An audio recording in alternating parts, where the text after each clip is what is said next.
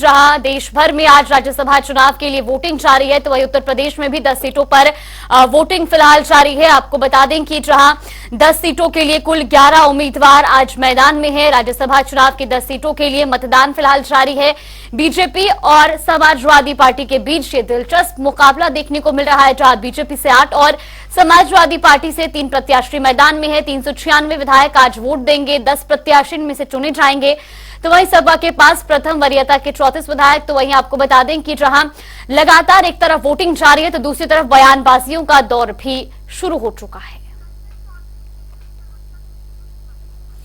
तो वही हमारे साथ बीजेपी प्रवक्ता संजय चौधरी जी जुड़ गए हैं। बहुत बहुत स्वागत है आपका जनता टीवी पर। आज राज्यसभा चुनाव के लिए वोटिंग जारी है, कितने कॉन्फिडेंट हैं? क्योंकि बयान तो लगातार कई सामने आ रहे हैं कि 8 की 8 सीटों पर बीजेपी की आज जीत होनी है। देखिए, बीजेपी के पास निश्चित रूप से 8 प्रत्याशियों के जुटाने लायक विधायकों का आंकड़ा है और उसी के आधार पर भारतीय जनता पार्टी के 8 प्रत्याशी जीत रहे हैं। ये आज सुबह से बहुत क्लियर हो गया है। और जिस तरह से लोग जय श्री राम का नारा लगाते हुए आ रहे हैं और वोट डाल रहे हैं, निश्चित जानिए कि बीजेपी ने जिन 8 प्रत्याशियों को खड़ा किया है वो 8 प्रत्याशी जीतेंगे, इसमें कोई संशय की बात नहीं। बिल्कुल, लेकिन संजय चौधरी जी, विपक्ष के तो कई तरह के बयान सामने आ रहे हैं। खुद अखिलेश यादव कहते हुए नजर आए कि बीजेपी जीत के लिए किसी भी हद तक जा सकती है और उनके विधायकों को आखिरी में तोड़ने का काम भी बीजेपी ने किया है। देखिए, भारतीय जनता पार्टी समाजवादी पार्टी के विधायकों को नहीं तोड़ रही है।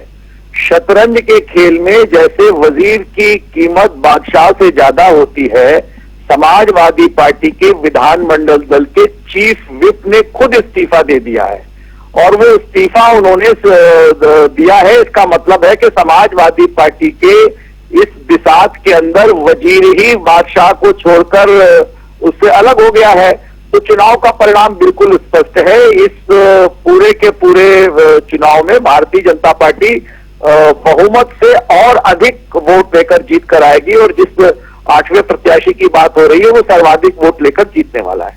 बिल्कुल संजय चौधरी जी, देखिए जिस तरीके से पहले आपने मैदान में 8 प्रत्याशियों के नाम का ऐलान करा, क्या उसी वक्त ये एश्योरेंस था कि जो तमाम विपक्षी विधायक हैं वो भी समाजवादी पार्टी का साथ छोड़ करके बीजेपी में शामिल हो सकते हैं, या तभी से ये पूरा मैप सेट कर दिया क्या था? नहीं, ये उसके पहले से सेट हो चुका था। देखिए, इस बार के विधानसभा के सत्र में जो बजट का सत्र था उसमें जब राम जन्मभूमि पर प्राण प्रतिष्ठा के लिए धन्यवाद का प्रस्ताव आया तो आपको जानकर आश्चर्य होगा कि केवल समाजवादी पार्टी के 17 विधायक उसके विरोध में खड़े थे और 80 से ज्यादा समाजवादी पार्टी के विधायक धन्यवाद प्रस्ताव के समर्थन में खड़े हो गए थे। ये उसी दिन तय हो गया था कि समाजवादी पार्टी के पास अब केवल 17 विधायक बचे हैं, बाकी के सारे विधायक समाजवादी पार्टी को छोड़ चुके हैं। ठीक है, हमारे साथ समाजवादी पार्टी प्रवक्ता फखरुल हसन चांद जी भी जुड़ गए। बहुत बहुत स्वागत है आपका जनता टीवी पर। फखरुल जी, आज तो जिस तरीके से अब बीजेपी की लगातार जो ये बयानबाजी सामने आ रही है, काफी कॉन्फिडेंट है 8 की 8 सीटों पर जीत के लिए, लेकिन क्या ऐसी वजह रही कि वोटिंग वाले दिन साथियों ने हाथ छोड़ दिया? देखिए, माजी देवबंदी की 2 लाइनें हैं कि पहले ये तय करो कि वफादार कौन है, फिर वक्त खुद बताएगा कि गद्दार कौन है। समाजवादी पार्टी में जो गद्दार थे वो चिन्हित कर लिए गए हैं, जो लगातार समाजवादी पार्टी की रणनीति को भाजपा को बेचने का काम कर रहे थे, खुद की बोली लगाने का काम कर रहे थे। ऐसे लोग अगर समाजवादी पार्टी के साथ से चले गए हैं, लोकसभा चुनाव से पहले चले गए हैं, तो समाजवादी पार्टी समझती है कि ये एक बेहतर कदम था कि समाजवादी पार्टी से गद्दारों का सफाया हो गया है। समाजवादी पार्टी हमेशा से अपने कर्मठ, जुझारू, ईमानदार कार्यकर्ताओं की पार्टी रही है। पार्टी कार्यकर्ताओं कैडर की पार्टी के रूप में जाना जाता है। जो भी विधायक बनते हैं, सांसद बनते हैं, वो हमारे समाजवादी पार्टी के कार्यकर्ताओं के रहम करम पे बनते हैं, उनकी मेहनत पे बनते हैं। तो ऐसे लोग जो समाजवादी पार्टी का साथ छोड़ के गए हैं, गद्दार लोग, उनको समाजवादी पार्टी के कार्यकर्ता ही मजबूती से जवाब देंगे। समाजवादी पार्टी को कहीं कोई नुकसान नहीं है।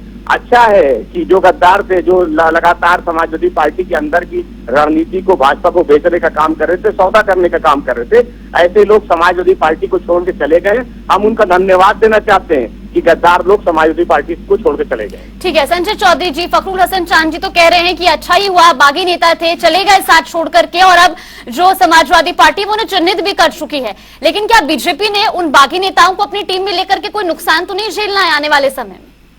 देखिए, मैं शुभकामनाएं देता हूं फखरुद्दीन भाई को कि ऐसे शुभ समाचार और ऐसे शुभ समाचारों के समाचार जो हैं अभी पर निरंतर मिलते रहें। देखिए, समाजवादी पार्टी ये कह रहे हैं कि हमारी पार्टी और कैडर उसका मुकाबला करेगी। कैडर कौन? समाजवादी पार्टी के पीडीए के प्रत्याशी घोषित होने के बाद 2 राष्ट्रीय महासचिव समाजवादी पार्टी के, इन्होंने इन प्रत्याशियों का विरोध करते हुए समाजवादी पार्टी के राष्ट्रीय महासचिव के पद से इस्तीफा दिया। और इस्तीफा देने वाले कौन? स्वामी प्रसाद मौर्य, सलीम शेरवानी, ये भी पीडीए से ही आते हैं। एक राष्ट्रीय महासचिव गौतम जो अनुसूचित वर्ग से आते हैं। पीछे की समाजवादी पार्टी की विधायिका पल्लवी पटेल जो पीडीए से आती हैं। यही सब लोग समाजवादी पार्टी से इस्तीफा दे रहे हैं, यही इनके खाते हैं, यही इनके खिलाफ बोल रहे हैं। तो आप बताइए कि समाजवादी पार्टी का कैडर भी इनके खिलाफ बोल रहा है, इनके प्रत्याशी भी, इनके पदाधिकारी भी इनके खिलाफ बोल रहे हैं, इनके विधायक। ठीक, फखरुल हसन जी, समाजवादी पार्टी अंत का बिगुल बच चुका है और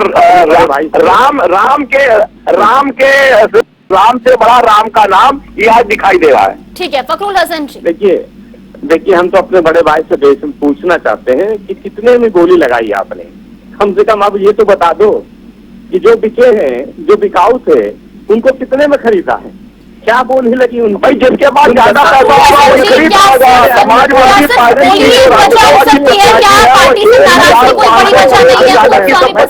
ठीक है संजय चौधरी जी, ठीक है फखरुल हसन जी, बड़े भाई आप क्यों इतना विचलित हो रहे हैं? फखरुल हसन जी, आज आपके साथियों ने बीजेपी का दामन थाम लिया तो आप कह रहे हैं कि बोली लगी थी, लेकिन क्या उनकी पार्टी से कोई नाराजगी नहीं थी या पार्टी के अंदर जो उनके साथी है उनसे कोई नाराजगी नहीं थी? देखिए, क्या लोकतंत्र को लूटने का काम नहीं किया गया? क्या चंडीगढ़ के चुनाव में हमने नहीं देखा? तो देखिए, भारतीय जनता पार्टी तो लोकतंत्र में विश्वास नहीं रखती। और जब ये कहते हैं कि हमारा पीडीए में छोड़ के चला गया, मैं फिर से आपसे कहता हूँ, स्वामी प्रसाद मौर्य जी एमएलसी थे, वो एमएलसी थे जिनको हमारे विधायकों ने चुना हुआ था। वो विधायक जिनको हमारे जो कार्यकर्ता है, जो हमारा काडर है, वो चुनाव जितवा के लाया था, जीत के लेके आए थे। तो समाजवादी पार्टी हमेशा से अपने काडर की पार्टी है, अपने कार्यकर्ताओं के दम पे विधायक बनाती है, सांसद बनाती है। तो समाजवादी पार्टी अपने विधायक और सांसद के दम पे नहीं है, कार्यकर्ताओं के दम पे। और समाजवादी पार्टी का ईमानदार कर्मठ कार्यकर्ता वो समाजवादी पार्टी के साथ मजबूती से खड़ा है। गद्दारों को और भारतीय जनता पार्टी की जन विरोधी सरकार को आने वाले समय में जनता और समाजवादी पार्टी का मजबूत ईमानदार कर्मठ कार्यकर्ता ही जवाब देने का काम करेगा। बहुत धन्यवाद। ठीक है संजय चौधरी जी, एक आखिरी प्रतिक्रिया। देखिए, मुझे लगता है कि एकदम साफ है। देखिए, सबसे ज्यादा बड़ा पूंजीपति समाजवादी पार्टी की जया बच्चन, 1500 करोड़ से ज्यादा की संपत्ति, तो खरीदने का मादा तो उन्हीं के पास है, वही पैसे का इस्तेमाल कर रहे होंगे। लेकिन पैसे के साथ के खिलाफ राम का नाम, राम की शक्ति, राम जन्मभूमि पर मंदिर की प्रतिष्ठा एक बड़ा मुद्दा था। और मुझको लगता है कि पैसे की हार हुई है और राम की जीत हुई है। निश्चित रूप से इस राज्यसभा का यही चुनाव परिणाम है। ठीक है, आप दोनों मेहमानों का बहुत बहुत धन्यवाद हमारे साथ जुड़ने के लिए। तो जिस तरीके से आपने देखा कि एक तरफ राज्यसभा चुनाव के लिए वोटिंग जारी है, तो वहीं दूसरी ओर पक्ष और विपक्ष में अब आरोप और प्रत्यारोप का दौर भी जारी है। एक ओर जहां बीजेपी अपने 8 के 8 उम्मीदवारों की जीत के लिए आश्वस्त है, तो वहीं समाजवादी पार्टी की ओर से लगातार कई तरह के बयान दिए जा रहे हैं। खासतौर पर समाजवादी पार्टी के नेताओं को तोड़ने के आरोप बीजेपी पर लगाए जा रहे हैं। इस दौरान खुद सपा सुप्रीमो अखिलेश यादव का भी बयान सामने आया कि बीजेपी जीत के लिए किसी भी हद तक जा सकती है। हालांकि आपको बता दें कि एक तरफ जहां राज्यसभा चुनाव की वोटिंग जारी है, तो वहीं दूसरी ओर समाजवादी पार्टी को चुनाव से पहले ही, वोटिंग से पहले ही एक के बाद एक कई झटके लगे हैं। ऐसे में अब देखना यह होगा कि शाम तक जब नतीजे सामने आते हैं तो आखिर क्या स्पष्ट हो पाता है।